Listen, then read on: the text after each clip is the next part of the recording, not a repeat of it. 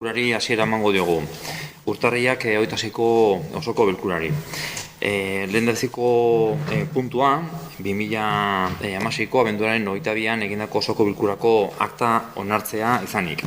Dando comienzo al pleno ordinario del 26 de enero, el primer punto a tratar es la aprobación del acta del pleno celebrado el 22 de diciembre de 2016. Ana, guk zuzenketa pare bat, euskerazko bertsio nahi naiz, 16. orrialdean,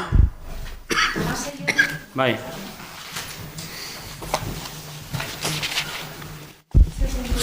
eguren jauna, ni neu. Baina galderregutan? Ez ezaktan, bueno, bai, galderregutan, bai, barkatu, 16. orrialdea galderreguak. Esperak eta galderak, 16. puntua, ez? Bai, baina zuzenketa 16. da. Bai, lehenengo lerroa jartzen du, eguren jaunak erantzun dio esanez bitxia iruditzen zaiola gobernu taldea izatea oposizioari erantzuten diona. Behira itu naiz eta esaldi zehatza ez dut jaso, baina erantzuten diona da bitxia iruditzen zaiola gobernu taldea izatea oposizioari erantzuten diona alderdi politiko batek egindako kritikari, alegia.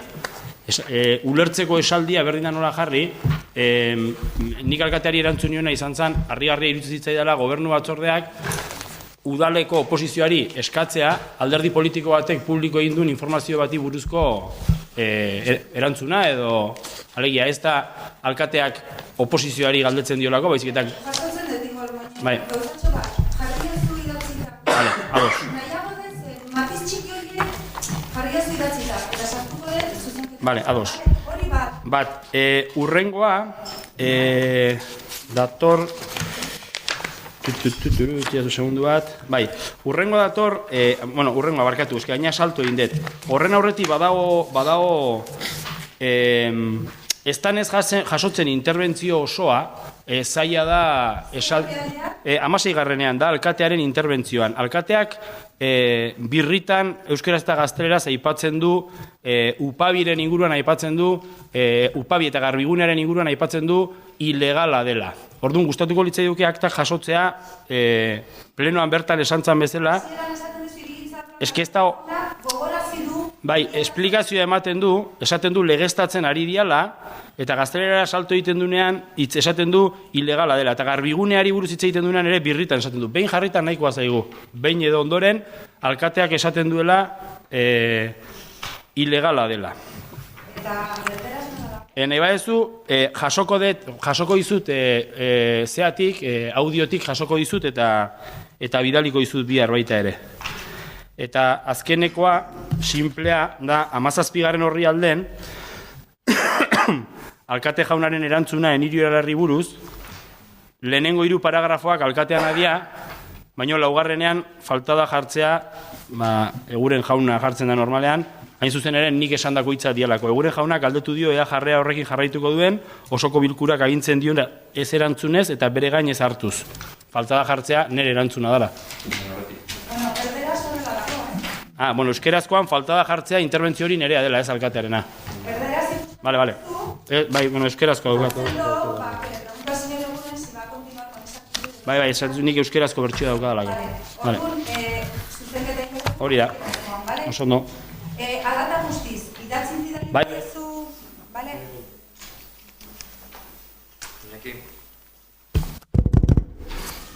Y en el acta, en la versión en castellano, en la página 17. ¿Página 17? Sí. Justo. ¿Señala que? Sí, hice referencia al voto en conciencia del alcalde y de cualquiera que sea, evidentemente, representante nuestro. Y yo creo que estará grabado. Mira, por favor, pero yo creo que la mención al voto en conciencia es importante en esta intervención. No es que el alcalde te va a votar desde la comunidad local, que no le dice, sino que cualquier representante... No, dije que el voto en conciencia, que es aceptable, me parece que fue en referencia a una intervención de la compañera de consistorio de Ordizia Orain. voto en conciencia. Que aparezca la palabra voto en conciencia. Miras, pues que yo no me acuerdo exactamente cómo lo dije, pero que hice referencia al voto en conciencia del alcalde, sí recuerdo perfectamente. Entonces, si miras la cinta... bien, como ustedes, Bueno, aldaketa gehiago...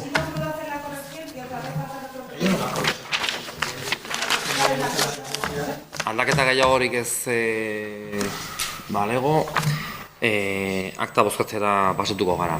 Aldeko bozkak...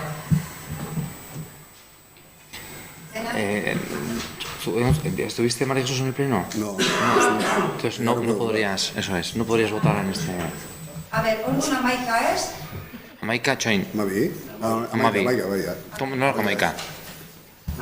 Egia da, Angelika, egia da. Vale. Horrengo puntua bigarrena, abenduko arkitektura dekretuen berri ematea. Dación de cuenta de los decretos de alcaldía dictados en el mes de diciembre.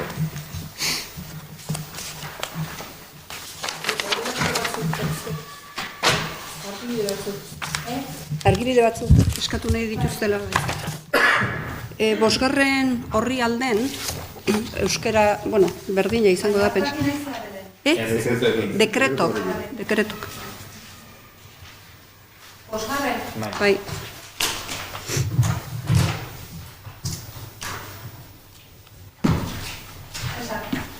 Bai, hemen, bosgarren horri alde hontan, bigarren espazioan edo asuntos puntuales jartzen du, ezta? Matrimonios civiles, asuntos puntuales, expedientearen izena, ez? Utzi dago asunto del expediente. Gauza bera gertatzen da, kontratu menor, seguros de vida, accidentes, azaltzen da, bat, da urrengo ere dago utzik. Hau da, esplizitatu gabe, expedientearen mamia, bai. Eta aizkeneko lerroan aldiz, azaltzen da Lierni Irastorza Garmendia gizarte langilea 2017ko luzapenak eta galdeikurrak. Galdeikurroien esan nahia... Bai, esplikatzen duzu Liernina badaki zer da eta esplikatuko dizut. Beste bi horiek aipatu dituzunak, ez daki zergatik utzi dauden, nik galdetu dezaket eta informazio hori bideratu zureman. Pentsatu dezaket bi hauekin, hasiera igual emazitzaio espedienteari, eta gero ez dela egin, eta agian, horiek hartu zuela dekretu zenbaki hori zehaztu tramitatzeko, eta ez dela zer egin, edo ondoren beste dekretu baten bidez egin dela. Hori izan daiteke arrazoi... Arata guztiz, alkatek erantzuten don zera hori baldin bada, agian igual bai egin ditekela kanpoan kuadrotxo bat, zea baten, asterisko baten bidez jarri, utzik daudenak, bertan bera utzitako, aurra junezien espedienteak dira, ez? Idatzi beharrean, urrengo baterako, ez? Eta Liernina, bai, batakiela zer da, zer gaur gemarekin komentatzen da.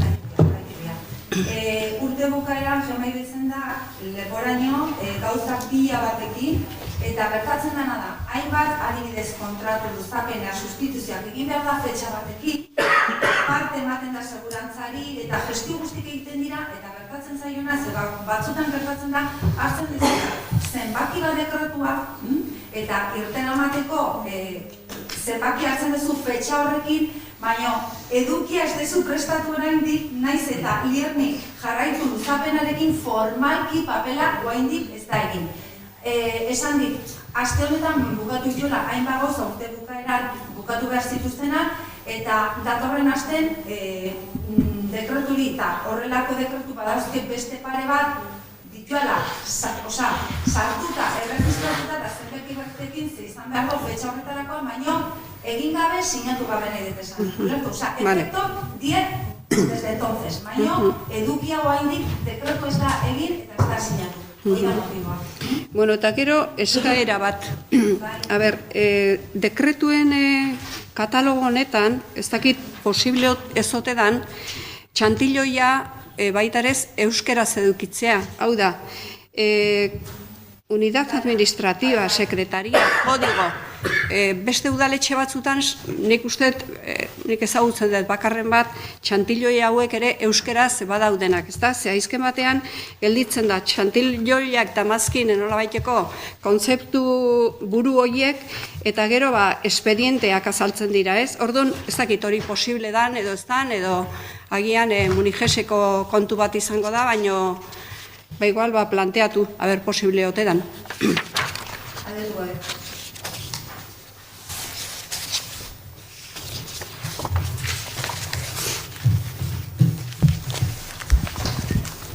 Ni galderatxo bat dauketere bai. Hemen, 6. orrialdean, azkenekoa agertzen da, erderaz behintzat, subvención puntual de cultura. Eliztarrekari 2.200 euro ematen zezke, Eliza erabili delako. Ezakit, hau urtengoa dan, edo urtero egiten da, kantitate berdina. Bueno, kantidadea berdina izango da. Zizen partida dekretua, mila bat. A ber, 2006ko agertzen da. 2006/1025. Oida. 2006/1025. Jau. Bai, hori, bai, ulertzen da, baina ez, erabileragatik ordaindu egiten da, subentzionatu egiten da, Elizai ematen zaie, ez da? Elizai behai. Elizai baino, parrokiari. Parrokiari. Ze horrian dago? 6. orrialdean.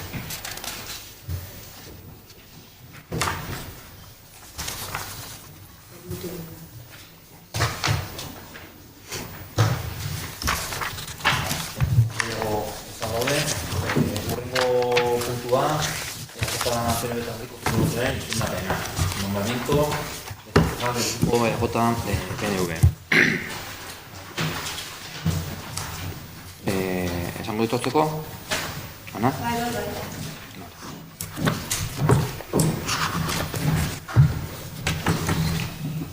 Bueno, aquí zuen bezala Angelika Moreno erasek utzi egin zuen, zienok utzi izateari, eta bueno, bere ordez, Joseba Aranburu Gonzarain izango da zienegotzi berria. Asi da.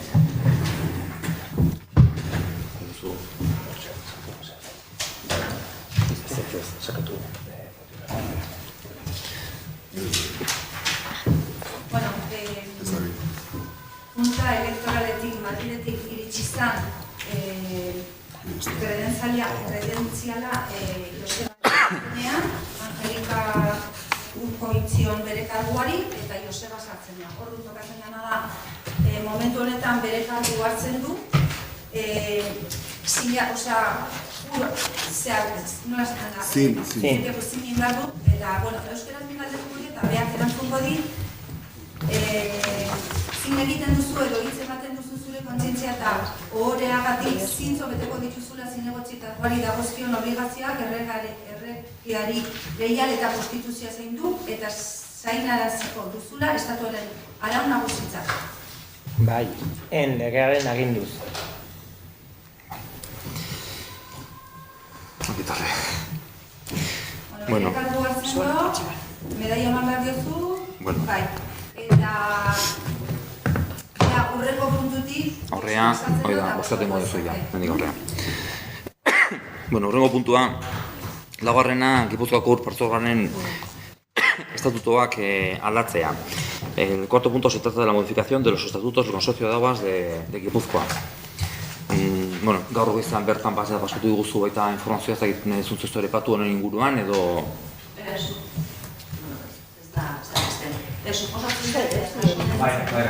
paso ez dura, eta argi geratu dela zen azalpena edo zazpina edo duen hori. Gehiegi... Nik uste... Itzalduri.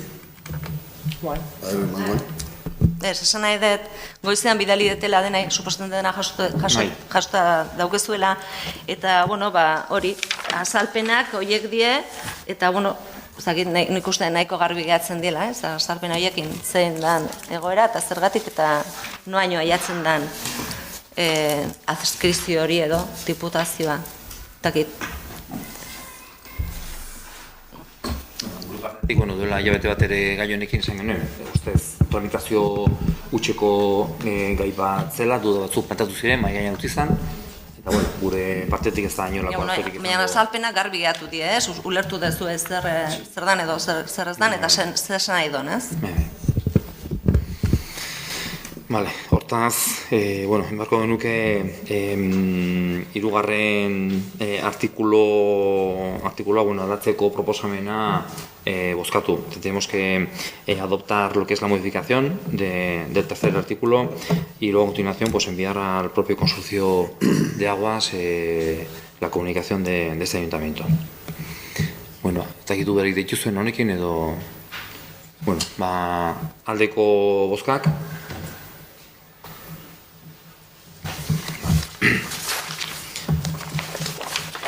Hurrengo puntua,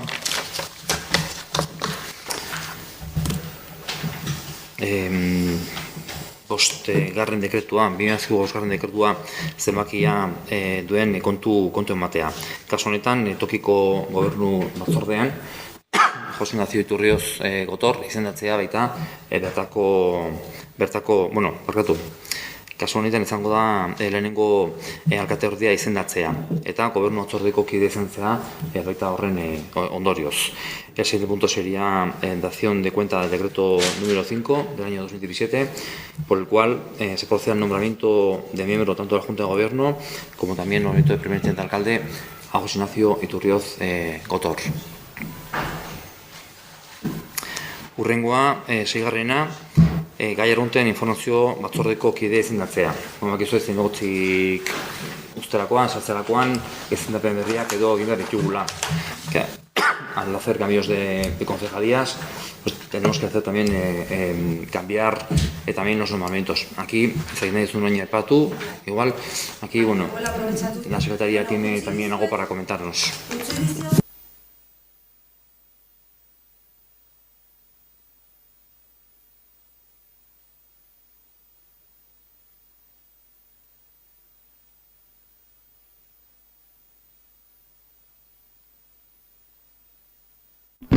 Utzi dizuet, bakoitzari kuadro bat nun jasotzen duen hainbat batzorde informatzaile, organismos autónomos, erakundea,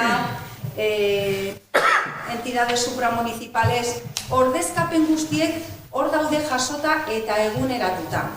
Gertatu zait, hasi naizenen Angelika Morenosen renuntzie begiratzen eta aldatzen hainbat batzordetan beha parte hartzen zuena edo ordizia lantzenen edo, klaro, hori bajaman behar zaio Angelikari eta berriro egin behar da izendapen bat berri bat. Orduan, gaur gai zerrendan bidali dien puntuak ondo daude, hau da, proposatzen da Angelika Morenosen lekuan edo beste pertsona batzuk. Bai Joseba, bai Jose Ignacio eta hori dana jasota dago. Baino, kontuatu naiz, Antxon Sanzenek intzonen uko bere izendapenari, bere egunean, naiz eta de facto esaten praktikan banatu gauzak eta hasi funtzionatzen ordezkapen berri horiekin, o pertsona berri horiekin, hasieran aktan eta plenok etzun pasatu eta ez zun zuzendu eitzonein aldaketa hori. Orduan, Jose Miri izan diot, ez nekin horrela utzi, baina iruditu zait, aprobetxatuz puntu hauekin lotuta dagoela eta aldaketa hori egin behar dela, nik zuzenduko dut, hor azaltzen den bezala geratuko da, ni zuzenduko dut eta esango dut gaurko plenoak puntu hauek onartzerakoan bere egunean etzan egin tramite bat zuzentzen dela eta gero nila batzorde jarriko ditut geratzen dien moduan, hor azaltzen dien bezala. Baita ere, bere egunean eintzien ustaileko plenoan, 2015 el pleno de organización, se nombraron los batzordes y se hicieron un montón de cosas, pero se dejó pendiente el tema de esa sieta, que parecía que era conflictivo y no os poníais de acuerdo, eta baita ere los nombramientos en Goyeki, Goitur, una serie de nombramientos. Entonces, todos los nombramientos se terminaron zanjando en el pleno de 16 de julio, en el pleno extraordinario de 8 de octubre y finalmente el nombramiento en Sasieda en el pleno del 29 de octubre del 2015, ¿vale? En esos plenos lo que me ha pasado también es que hay una relación de los que se proponían para tomar parte en ese, y se acordó así, es un documento que está acordado, pero en el acta de los plenos esos no se recoge en el acta cómo quedan los nombramientos. También me parece importante subsanar eso y quizá pensar, las actas están hechas y están numeradas ya con hojas, pero lo que voy a hacer es hacer una diligencia como secretaria diciendo que aunque en el acta no constan esos nombramientos, se llevó el acuerdo, el proyecto de acuerdo se debatió, se votó y se aprobó por unanimidad, que es lo que me han dicho a mí que salió por unanimidad. Zuzenketa hori egingo dut. Osea, bi gauza desberdina die. Guain aprobetxatuz aldaketa daudela, hainbat aldaketa egingo ditu, bale? Hor azaltzen dien moduan. Eta bere, Instrukzio modura. Bai, eta bere egunean aktan jaso behartzen gauza eta falta dana diligentzin bidez o bitartez egingo dut zuzenketa hori. Ez dakit galderari dezuen edo... Interesatzen zaigana, bai, hor zerbait ikusten baldin badezu ez da laola esatea, zer berriro bestela ez dugu ondo ingo. Nik goizen batez ere bilarekin telefonoa... Hau da idazkaritzan dagoen dokumentua. Eta zurekin nahi non komentatu, eaz nik uste ja horrela ondo dagoela, baina bueno. Gure aldetik bai. Bai. Aktetan etzan agertzen, eta gero berriz ere, Maria Jesus ere zinegotzi ezela sortu zenean, ez da ere etzan izendatu, bera, izendatzea gaur bezala. Torun da aprobetxatzea baita, Maria Jesus. Zinegotzi bezala, baina gero pleno, onartu daudo, zinegotzi horrek nun partzeak den. Batzordetan, erakundetan, eta horretik, nik zuzenketa hori ingo dut, dirigentziko dut, eta guain kontan... Eta de paso, Maria Jesus ere izendatuko dugu, bai Majoriko Kontseiluan, eta gai arrunte batzordean parte hartzen duen zela. Guten bagia, seigarren puntura, designación de miembro de la Comisión Informativa Asuntos Ordinarios a Control, ikusten baldin badezue, nire proposamena aldatzen dana,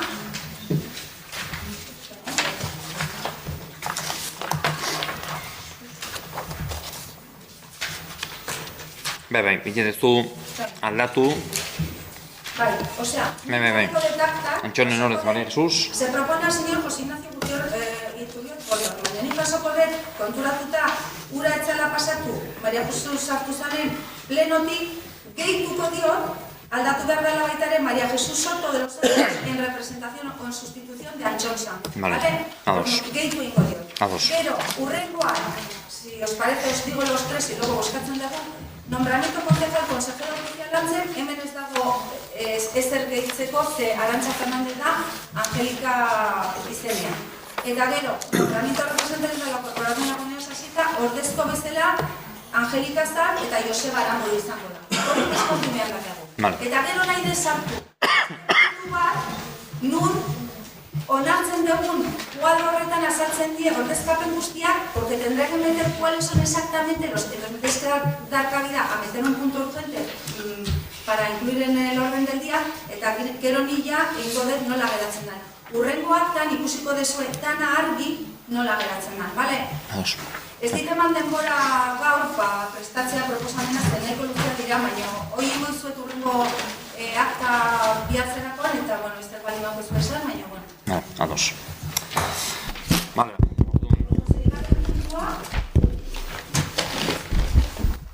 ¿Quieres decir algo? Sí. Viendo el listado, yo pediría a los partidos políticos que en el tema o pudiéramos guardar el tema de la paridad o de la igualdad en diferentes comisiones. En la Comisión de Asuntos para Pleno, la diferencia es de 7 hombres y 2 mujeres. Yo rogaría a los partidos que pueden hacer algo para equilibrar esto, que pudieran adoptar las medidas oportunas. Eso es en la Comisión de Asuntos Ordinarios y en Ordizia Lantzen y en Majori. Has dicho en la de Pleno. Perdón, en la de Plenos, eso es, en la de Plenos, Ordizia Lantzen y Majori. En Ordizia Lantzen la proporción es de 7-2 y en Majori también de 7-2. sé que es un esfuerzo, pero rogaría que si se puede hacer al menos.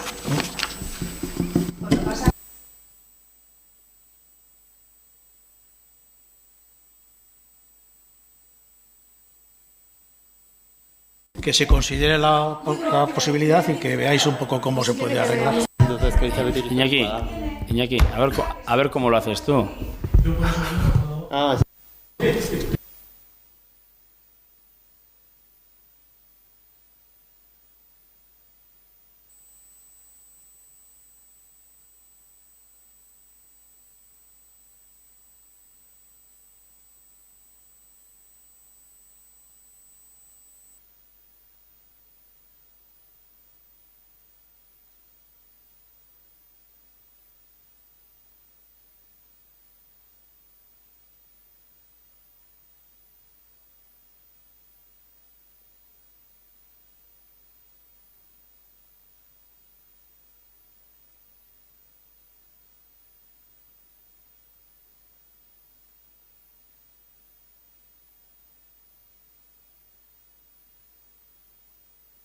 Gugatik, bai.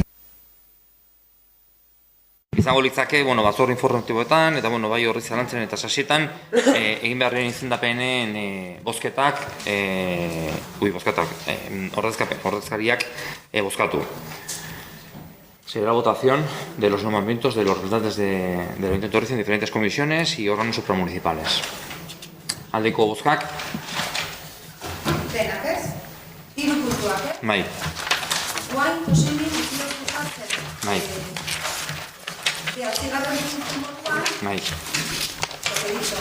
O sea, hoy en la parte, aprovechando el punto que tenía de las comisiones que tocaba, lo hago así, pero claro, me veo obligada, por ejemplo, a que hay una serie de órganos, como por ejemplo, Major y Quiroldería, que no he metido porque en principio yo no pensaba cambiar, pero que luego me he visto obligada porque figuraba todavía John Sanz, o sea, de facto está haciendo ella, pero no sé, me ha parecido que es conveniente poner. Entonces yo ahora metería un punto urgente que votaríais todos a favor de la difusión del punto urgente porque interesa ponerlo cuanto antes para que cada uno haga la representación que en realidad le corresponde, y sería en la Comisión de Asuntos para Pleno Pilar Suquía, en Herri Antzoquia María Jesús Soto, que estaba todavía en Jones Antigua, a efectos formales, aunque en la práctica no. En San José Goitza estaba igualmente Jones sería María Jesús Soto. En Major y Quiroldería está María Jesús Soto y está Ángel. Es decir, que aunque María Jesús Soto, desde que ha tomado posesión del cargo de concejal, está viniendo a los consejos de Major y Quiroldería, pues el tema es más formal que otra cosa. Entonces yo aprovecharía para hacer eso. Entonces incluiría un 9º punto. Todos votáis a favor de la inclusión del punto, y lo que yo doy cuenta es de cuáles son las modificaciones que procede a hacer, además de las que hemos hecho. ¿Vale? Da lau zehatar. Vale. Orduan, hoi hau montatu ingaten gai urrengo akta bilatzen denean... Bielko gaia zuzenduta lanen, ados. Vale, orduan puntua idazkariak esplikatu dugun gaia aztertzeko edo bozkatzeko sartzaren aldeko bozkak. Eta hain izango litzake bozkatzea esplikatu dezuna. Bai, San Jose Goitza Maria Jesús esan dena. Azkena baita, regularizatzeko eta honekin batera ingo genuke baita balioztatu Orriz Gaineko Maria Jesús Sotok parte hartu duen organo guztietan. Aktan proposamenean jarriko dut. No solo voy a aprobar la sustitución y la modificación, sino que voy a validar. Voy a darle efectos a la representación que de facto se ha hecho y acordada entre todos, pero que formalmente no se ha hecho. Entonces voy a validar todo lo que en representación ella o cualquier otro haya hecho, aunque no haya estado nombrado. De acuerdo, nados. Vale, aldeko bozkak. Vale. Orain, galde erreguak. Inarinak, ni hasiko naiz. Lehenengo ongi etorri Joseba. Ikusikoek arrazoi bateatik edo besteatik hau hemen, baina azkenen hau badala esperientzia bat, seguraski herritar danek ezagutu beharko luketena hemendik zer pasatzean ikusteko, osea animo.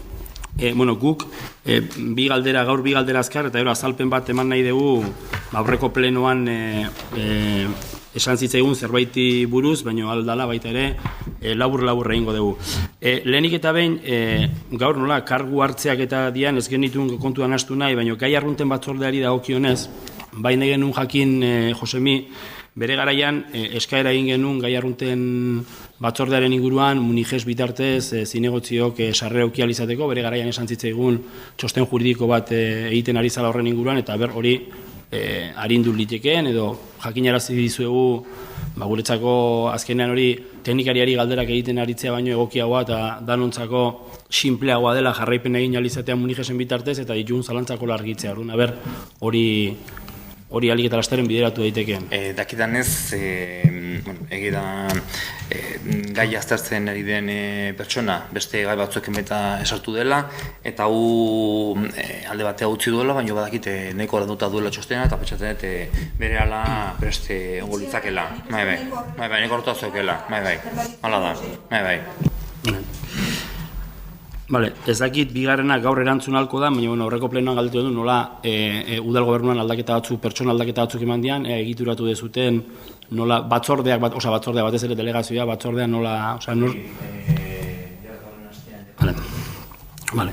Bueno, orduan, saiatuko naiz oso labur egiten, egia esan ez da oso luzea, baina bai egin nahi genuen azalpen bat gutxienez lehen aktaren zuzenketari lotuta, ez? Pasaden plenoan alkateak upabi eta garbigunearen inguruan bat gogo eta plazaratu zituen, eta hoien inguruan bai nahi dugu gure azalpena egin, ez?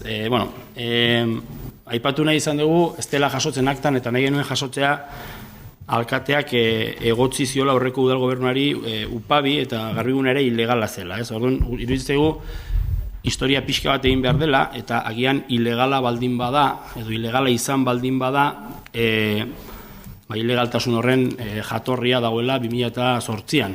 Ez aurreko legegintzaldian, alegia kafek bere eraikina egin zuen garaian, izan ere kafek eskaera bat egin zuen han eraikita dagoen eraikin hori egiteko, udalak ukatu egin zion eraikin hori altxatzea, hala ere altxatu egin zuten, udal gobernuark beste norabait begiratu zuen, legez kanpora eraikitako eraikinura altxatua zegolako, eta orduan alkatea Filipinasera bisitan zela, alkate ordeak eta hemen dago orduko alkate ordea baieztatzeko, obraiek geratu arazi zituen, hain zuzen ere, legez kanpo eraikita zeudelako. Edozein zuzenketa onartzen dugu, baina egia dokumentuen inguruan gogoeta egiten. Harrezkero egiten dana da udala eta kafen arteko hitzarmena.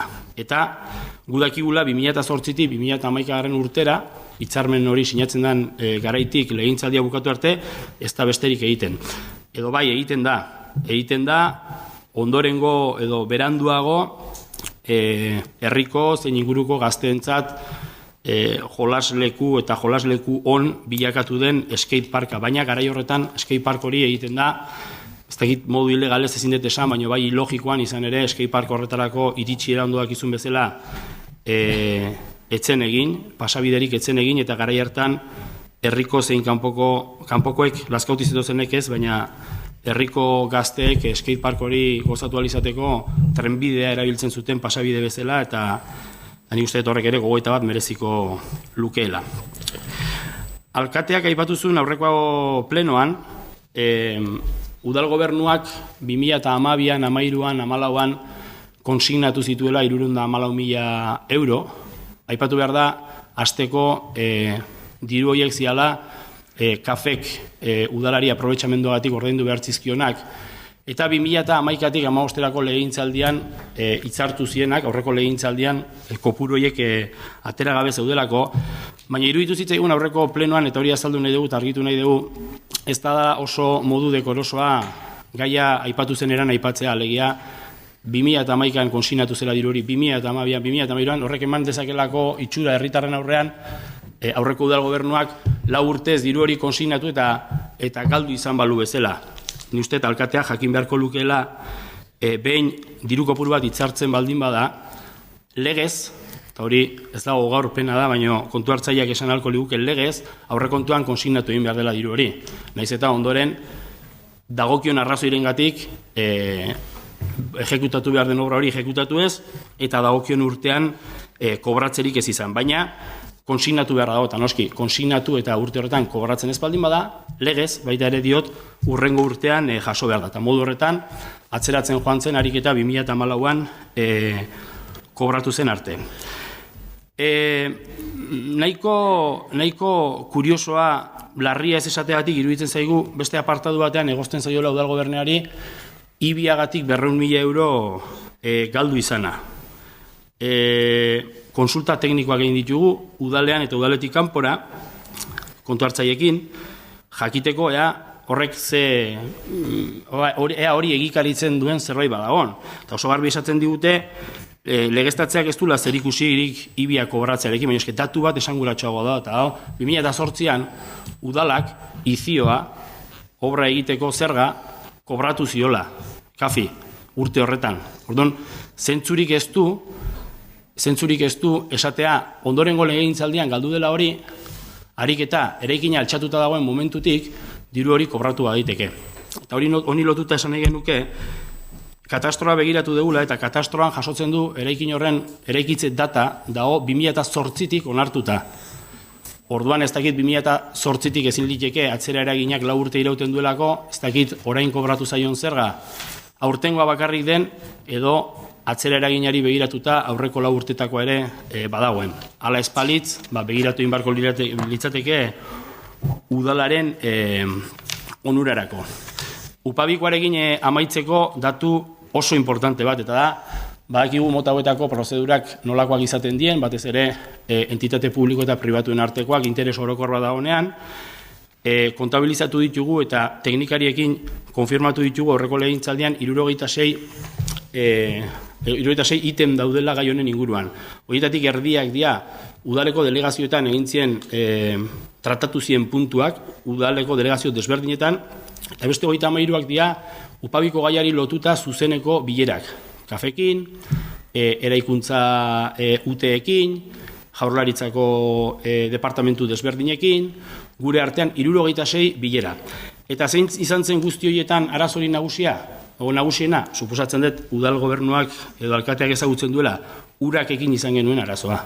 Izan ere, prozedura 2012an dagoeneko martxan zeon, prozedura horrek ia bazuen kronograma bat, zeina amaitzen zen 2013ko apirilean, baina prozedura abiatu ez da oso denbora gutxira, Jaurlaritzatik jaso genuen sorpresa izan zen, urakek zituen baldintza guztiak aldatu, aurre ikusten zen pasabidearen altuera erabat aldatu behartzen, proiektua berregin egin behartzen, eta hilabeteak pasa, eta paretaren kontra joaz bezala, horrek jozuen luze. Eta urakena erabili nahi dut, lehengo plenoan egotzi zitzaigun bigarren ilegaltasuna hitz egiteko, alegia garbiguranera. Iruditzen zaigu, bestelako gozateta hitz egiten ari gela, ez du zer ikusi upabikoarekin, hau da ekipamentu bat da, ez dago aprobetxamendu lukratiborik, eta okerrez manago 2016an onartu dugun arau aldaketa, oinarritu da 2016an egindako txosten batean. Eta prozedura amaitu gabe baldin badago, baita ere okerrez manago, zuzendu halko diguzu, da uraken txostenik ez dagolako beste behin. Orduan, garbi utzi nahi genuke, gauzak hitz egiten dianean eta batez ere ilegaltasunaren akusazio bat egiten denean edo birritan egiten denean, komeni dela herritarrak ondo jakin dezaten informazioa behar dan bezala ematea. Bestela, beste zerbait egiten ari denaren sentsazioa ematen du. Hemen eman dugun informazioa udaleko espedientetan dago, ez dugu ezer inventatu, nahi desan errebisatu daiteke, eta gainera espreski bilerak egin ditugu gai hau argitzeko. Orduan, gustatuko litzaiguke bere horretan usteak eta esanak bere horretan jarraitzen badu, bere horretan jarraitzen du, edo bestela, benetan esatea hemen kontatzen dena hala dela eta ilegaltasunik ez dela egon bi gai horietan. Hasiko naiz. Garbigunea 2011-2015 legaldian hasi zen eta bertan egin zen dokumentua izan zen arau subsidiarioen avantzea. 2000, ez du jartzen momentu honetan urtea. 2012an, urrian, hain zuzen ere, inauguratu zen garbigunea. Ordutik ona, ez da zer egin, urakeko txostena noski, asko zelenago iritsi behar zen, guztia tramitatzeko.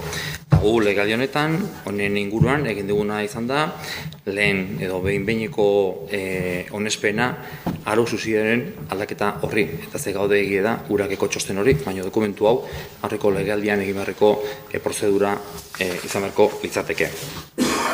Comentaba que con respecto al tema del Garbigune, la pasada legislatura la única gestión urbanística que se realizó fue la aprobación del avance de la modificación de las normas subsidiarias y que evidentemente ese informe mencionado de URA, que está pendiente de llegar y que llegará en breve, tiene que haber llegado también la pasada legislatura para poder seguir con toda la tramitación urbanística y no solo realizar la aprobación inicial de la modificación puntual de normas subsidiarias, sino también la aprobación definitiva. Y con respecto al tema de UPABI, bueno, hemen ere, bueno, berdin, bueno, epatu duzu, igual, pixkat, detaile zela, eski parka, agian ilogikoa zela, bueno, guk kafekin egindakoa bere momentuan, eta egia da, tramitazioa luze izan zela, gure kasuan 2007-2008ko legaldi hartan, zaitasun, azkenen baita beste agente batzu baita sartu ziren tarte, famili batzu, horre salerosketa batzu, eta azkenen negoziazio horre baita gauzak atzeratu bazituen ere, hitzarmen honestikoz gain, arau subsidiarioen hasiereko onespena onartu genuen. Eta zuzen ere, eta bueno, adur, nik uste baita adurrek jakingo du, tramitazio urbanistiko horretan, hasierako onespena dela azkenen dokumento garrantzitsuena hortan, oinarritzen baita, azkenen ondoren datorren tramitazio guztia. Legaldi hartan, kafekin,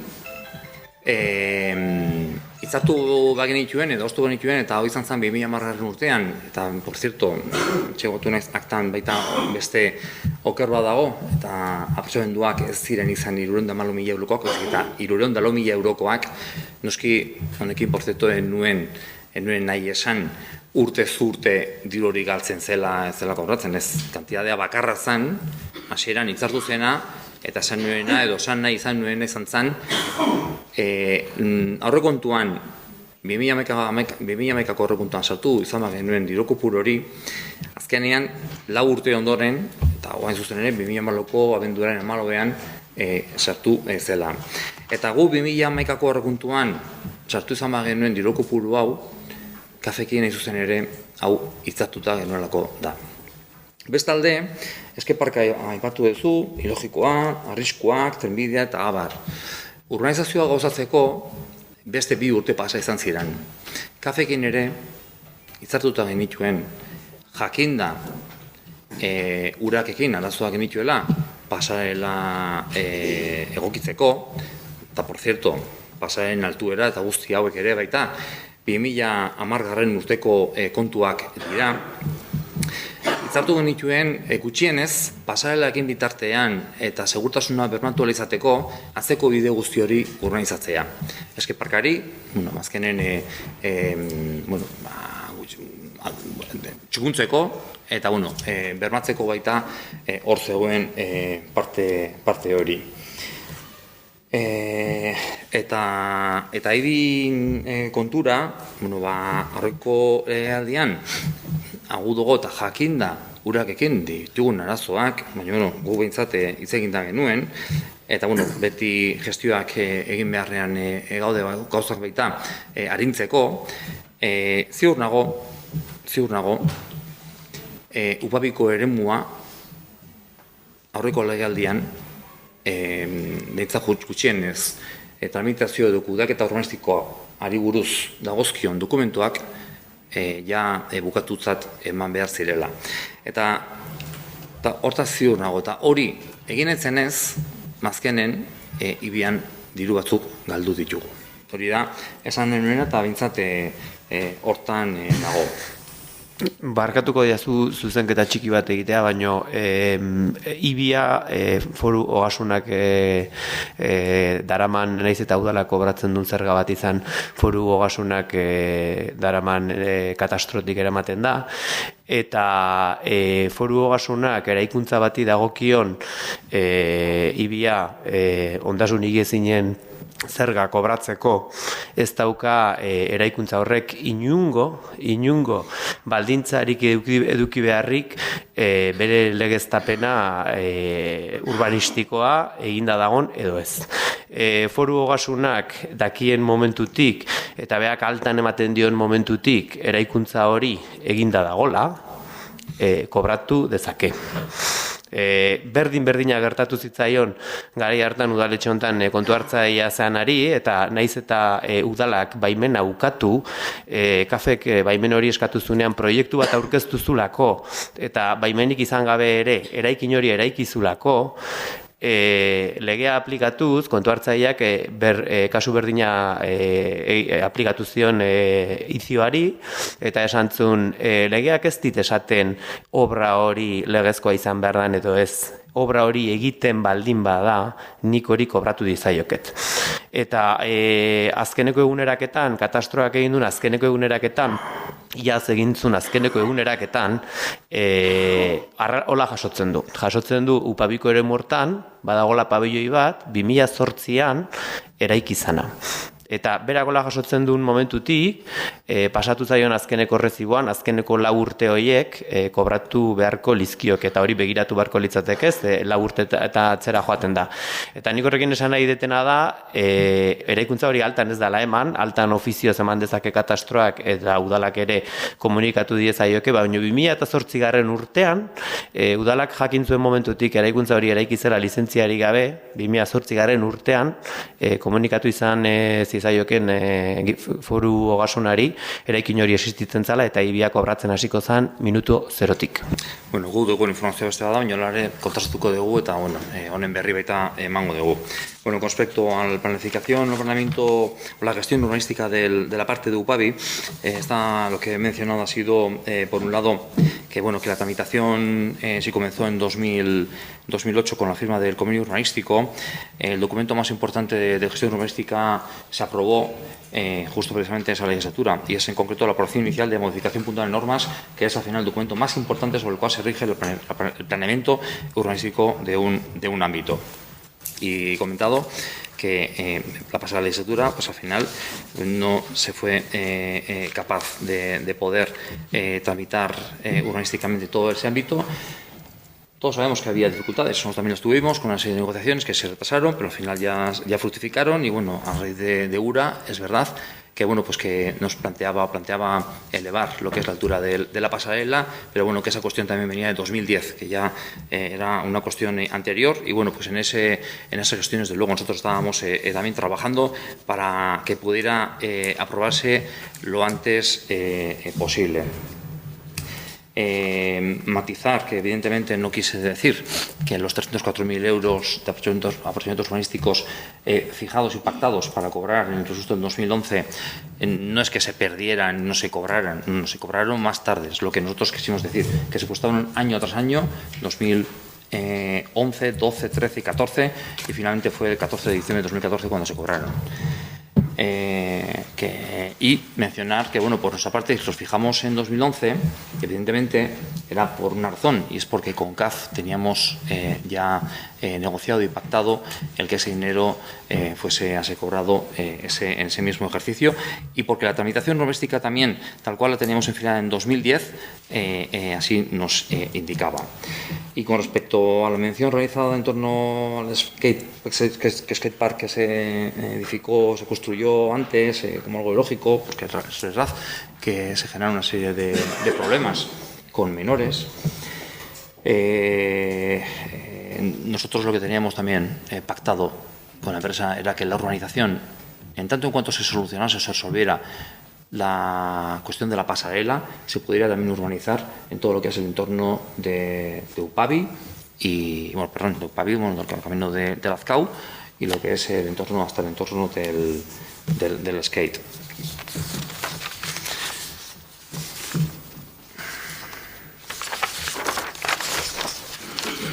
Nik bukatzeko ez daukau gehiago, baina ez ustearren gai hau datorren plenoan beste gauza erantzuteko esan dezun gauza bategatik, eskaera txiki bat, eskaera berriro azalpen bat eman behar dut, eta bi gauza eskertu behar dizkizut. Azalpena da, esan dezun azkeneko gauza bai euskaraz da gaztelaniaz izan da, gestio dokumento tramite guztiak egon behar zutela horreko legintzaldian, naiz eta badakigun, urakek atzerapena eragindula. Iruditzen zait hori esatea dela, esatea bezala, epai baten zai gaude, eta badakigu azkeneko 4 urtetan gauzak egin beharra zeudela, baina epai baten zai baldin bagaude, eta epai hori ematen ez bada ezin da bukatu. Gelatu daiteke berriro esaten bezala, bukatuta behar zuten, naiz eta bakiun arazo batzuk, noski, arazo horiek motibatu zuten 2014ko irailean oraindik ere urakekin hitz egiten egotea, eta 2014ko irailetik hilabete batzu erditea. Ezin da esan jendaurrean bukatuta behar lukete, naiz eta bakiun arazo horiek motibatu zuten 2014ra iristea egoera horretan. Horrekin adoz nago Igor. Eta horrekin nago adoz, eta gainea 2007-2011 bitarten, hau izan zen, gestio urbanistiko guztian, kudeatu genituen dokumento guztiak.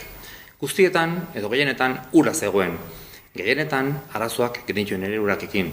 Baina gestioak egin genituen. Urakekin guztiak alden azkarren resolbitzeko. Arkarte da bat, agarre da bat. Plan partzial guztia onartu genuen. Iturtxon, urbanizazio proiektua, repartziazio proiektua. Upabin, hitzar urbanistikoa, eta arau subsidiaren hasierako onerpena.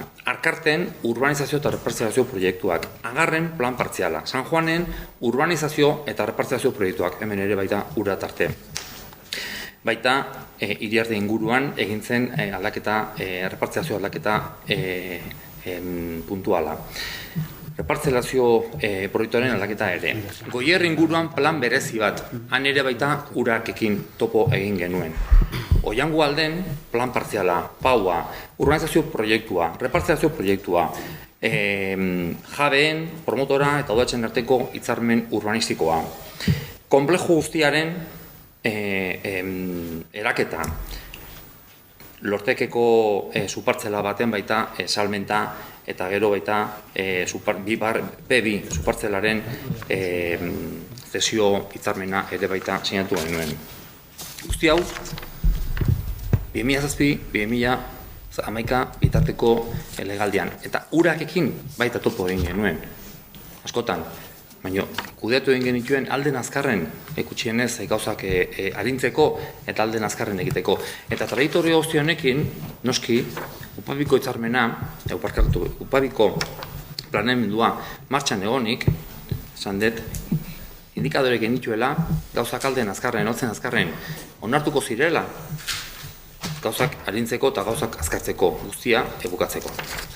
Josemi, ezagit, iruditzen zait, txosten hori dela, urrengo hauteskundetarako katalogo bat egin dituzuen gauzan ingurun, niri herriarentzat egiten dian gauzak Eusko Alderdi Jeltzaleak egin, edo dagokionak egin oso ondo iruditzen zait, eta poste naiz, zuek suerte gehiago eduki izana, baina berrasten dut, 2014ko irailaren 8an, oraindik urak egin gebiltzala, eta zuk suposatzen dut jakingo dezula, 2013 urtean, alegia prozedura hau ematen ari zen garaian, urakek bere irizpide osoak aldatu zitula.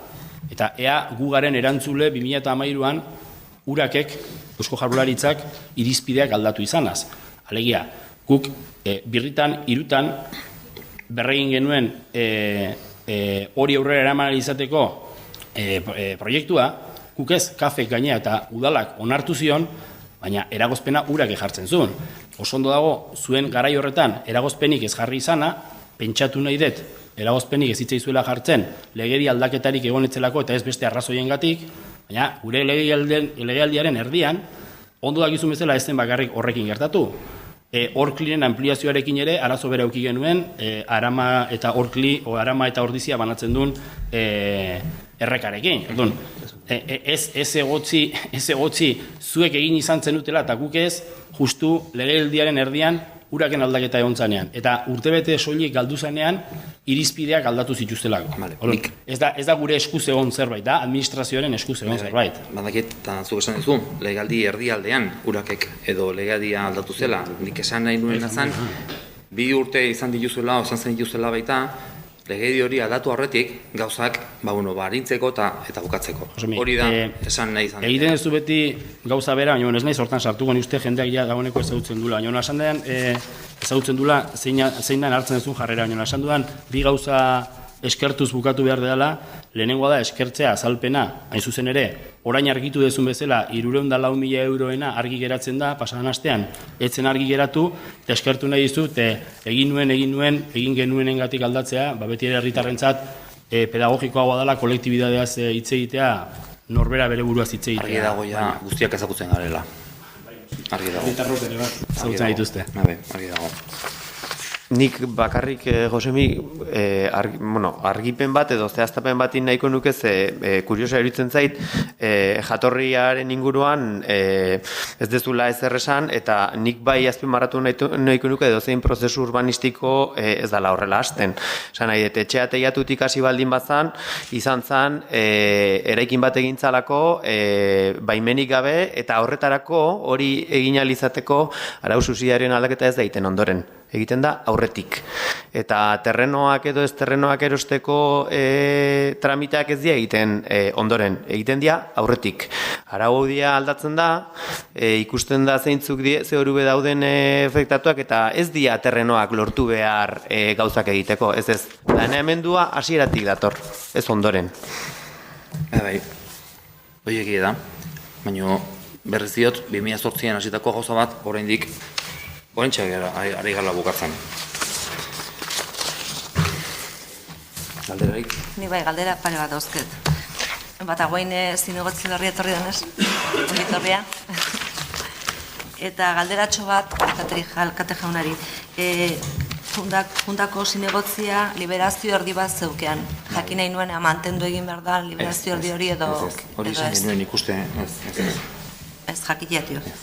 Bale. Aste honetan jaso dugu labeko sartuta idatzi bat, esanez, dela hilabete bat ere beste idatzi bat sartu zuela, plenon onartutako mozio baten ari buruz, klausula sozialaren ari buruz, eta ez duela inungo erantzuni jaso, eta ez dela esertxorea hitzegin edo esan honetaz. Orduan, jakin nahi genuen, zergatik atzerapen hori eta zergatik ez daia bingoz alderdi konbokatzen, ez? Bale, egia da, geratu ginela 3 edo hilabeteko epean egin genuela txosten hori. Lehen aipatu dut, azkenen beste txosten horren atzerapenen arrazoiak, azkenen dugun langarragatik dela. Eta noski, hau ere baita berdin, egia da niko aurratuta dula dana, eta alare, bilera batzuk baita egin izan ditugu, Majoriko sindikatuekin batera, nik ez parte hartu, baina badakit hemen udaletxean partu... Zukortu hartu duzu? Partu duzu hemen? Majoriko bileran, sindikatuekin eta baita partu duzu. Klausula sozialak edo? Bai, bilerak egin izan ditugu, eta aste honetan ere baita, aztertu zere, beste bilera dut baita, ospatu dugu, gauzak alden gehien jaztearren, txosten handen oberena baita egiteko, eta noski guztien artean baita tratatzeko. Eske suposatzen da mozioa ere onartzen zela, alderdi guztien artean egingo genuela olako klausula txertatzea legutan eta bar, eta txostenari baldintzatua baita zen. Uste berdin gertatzen dela stop kaleratzearekin, baina hortaz dirudienez stop kaleratzeak. Atzo egon ginen esan dizu eta horretik kide batekin, eta ari direla momentu honetan dokumentu bat edo prestatzen guztioi orkesteko plenoa baita tatuta izateko. eskertuko genuke ere talde politiko guztiai edo biltzea, zen horretaz geratu ginen uste, horretaz hitz egiteko. Bueno, bilera bat egin genuen, bilera egin genuela, eta gero ondoren, zinela ez gehala elkartu, abenduan elkartu ginen, ez nik uste. Bueno, beraiekin egon ginen abenduan, eta arreztio ez dugu esertxore jakin ginen. Eta, bai badare, atzeak eta, atzetik eta gainez uste fundamentukin, zeren importantea da, egoera, zein egoeran dagoen, lur klausula eta hori, eta besteak ere, aipatzeko entidad finanziero etika kanpo edo jolasten nahi dela. Orduan, nahiko importantea da, eta aldan azkarrena egin ez dela.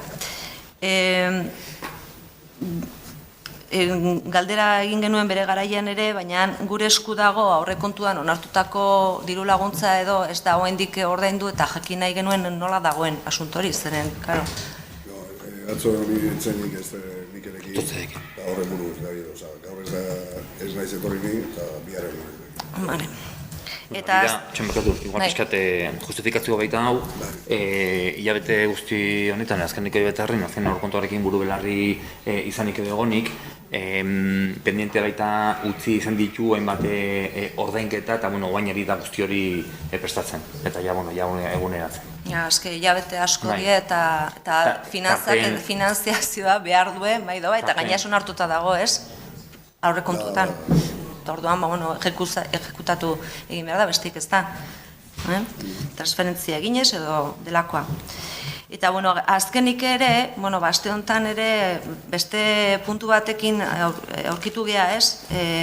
Prentsa medioz edo enteratu gea erarteko errekerimentu bat egin duela herri honei, udaletxe honei, esan ez zer gertatzen da gazteekin eta, botillon edo botillonez, tabernak eta edari esaltzen diela adin txikiko gaztei. Orduan, ni galdera bat egin nuen, zergatik ez genekin errekerimentu horretaz, zergatik ez dugu esertxore jakin, eta, gero ja azalpen beste guztiak torriko die, baina jakin dezagun, egite ben ere agertu zala, herria errekerimentu bat gauza edo kasu honegatik, ez? Orduan, lehenengo galdera zergatik guk ez dugu errekerimentu hori eskun euki, edo bintzet zergatik enteratu gea prensa bidez. Bueno, ya te contesté no sé si me acuerdo por WhatsApp, por correo electrónico. Yo recibí el día 18 esa resolución. Con anterioridad, no recuerdo el mes, en el departamento se decidió un requerimiento del Ararteko para recopilar una serie de datos. Era un expediente de queja con un número. Se le remitieron los datos que pedían, de qué es lo que se hacía en materia de prevención, en materia de control. Y ahora pues nos ha llegado esta resolución. Yo he hablado con una adjunta al Ararteko, con Julia, y me ha comentado que no es una queja en concreto, que son pues eso, llamadas telefónicas que recibe el Ararteko, pues de que aquí hay botellón, o en Beasain, o en Azcano, que son genéricas, pero que van a continuar con otros municipios. Lo que pasa es que nos ha tocado la China de que seamos los primeros en que nos hagan estos requerimientos. El requerimiento al final nos viene a decir que intensifiquemos nuestro trabajo y nuestro esfuerzo en materia de prevención en el consumo de alcohol por adolescentes y jóvenes especialmente, y poco más. Lo que no dice es el nivel de intensidad que quiere, porque tampoco tiene en cuenta, cuando se le remitió la documentación, entonces estábamos en fase de confección, de elaboración del plan de prevención de adicciones nuevo. El borrador ya lo tenemos.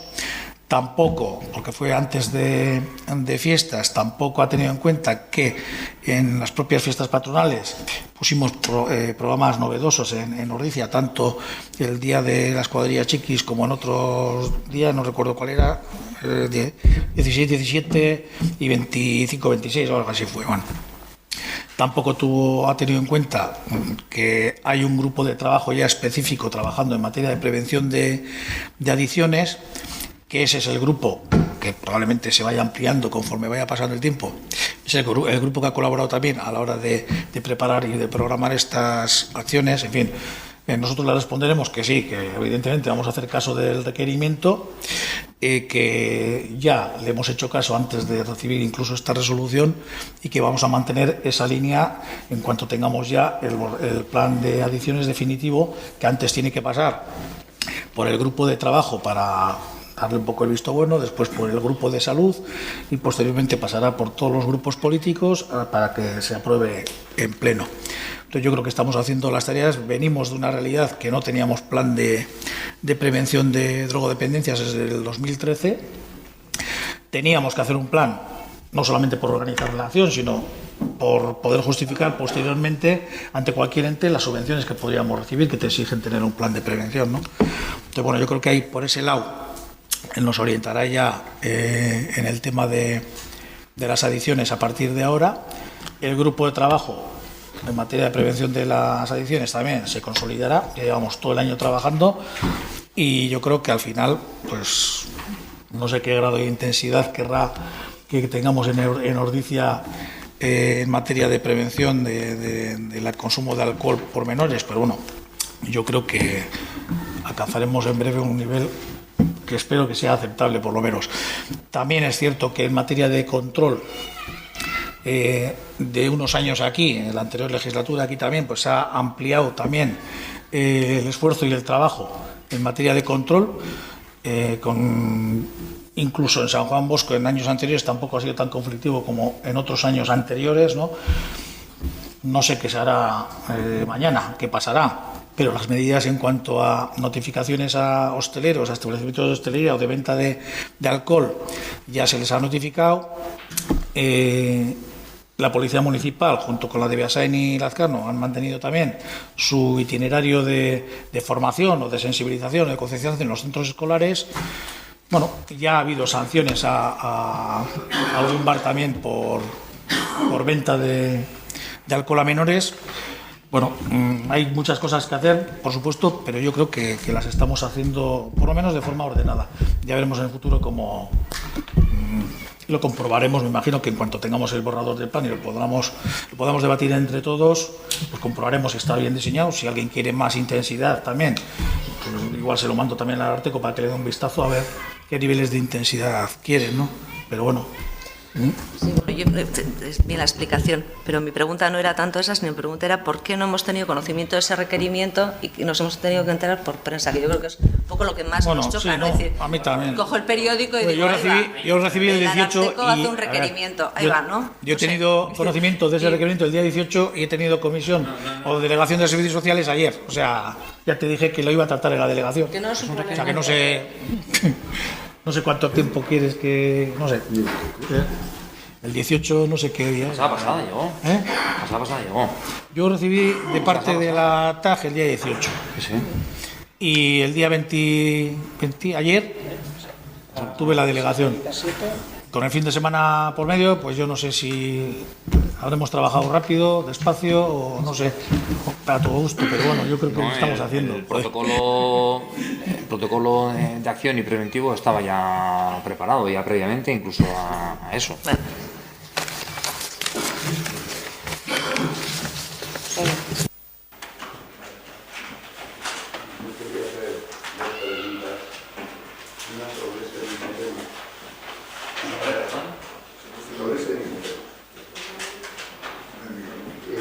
Cuando tomas medidas para resolver un problema tienes que ver, sopesar, a ver cuáles son la influencia que pueden tener las medidas que tomas en la resolución de ese problema.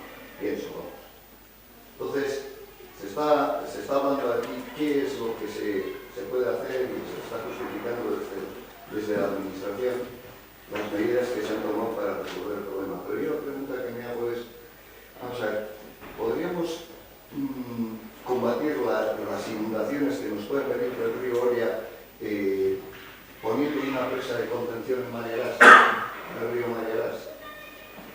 Yo no sé si las medidas que se están tomando afectan a la totalidad del problema o afectan a una primera parte, a una pequeña parte. Por ejemplo, las escuelas, la familia, se está hablando y ese es su punto de influencia sobre el comportamiento de los chavales. Pero ¿y la familia? O sea, está bien que tengamos una sociedad en la que todos nos lo tienen que hacer, nuestro interés por la participación es el que es, y todos sabemos cuál es el que es, aunque tratemos de disimularlo. Entonces, pero el problema es el que tenemos. Y en la familia. No es el primer espejo en el que se están mirando los chavales en el momento de que se comportan como se comportan. Entonces, si ese es un peso importante, ¿qué resolución pueden tener las medidas que estamos tomando para resolver eso? Yo creo, no lo sé, pero deberíamos meternos una pensada sobre eso. Creo. Primera. La segunda, no sé si alguien quiere hacer algún comentario, no lo sé. La segunda, habéis hablado de un ingreso, una falta de ingreso durante muchos años que suponía un perjuicio económico para el ayuntamiento. Supongo que lo que estáis hablando, y es una pregunta sin más, es de esa falta de ingreso supone unas cargas financieras por tener que hacer frente con préstamos a lo que podría suponer esas 350 o 380.000 euros, ¿no? Durante 4 años, que luego a los 4 años se cobran. Quiero haber pensado eso. Que los 304.000 euros mencionados de aprovechamientos urbanísticos, del aumento urbanístico, fijado en el ámbito de UPABI, teniendo reflejo en el presupuesto en un ejercicio, si no se ingresa, pues evidentemente intereses no generan. Lo que hace es, evidentemente, en el cuadro del ejercicio tienes que cuadrar o con otros ingresos o reflejar de otra manera a nivel contable. Pero evidentemente no has contado un año con ese dinero, eso es. Préstamo o no gasto o gastar menos o gastar menos sería gasto menos, que al final sería el equilibrio entre los capítulos 1 y 6 de ingresos y gastos. Es lo que sería lo que habría que tener en cuenta.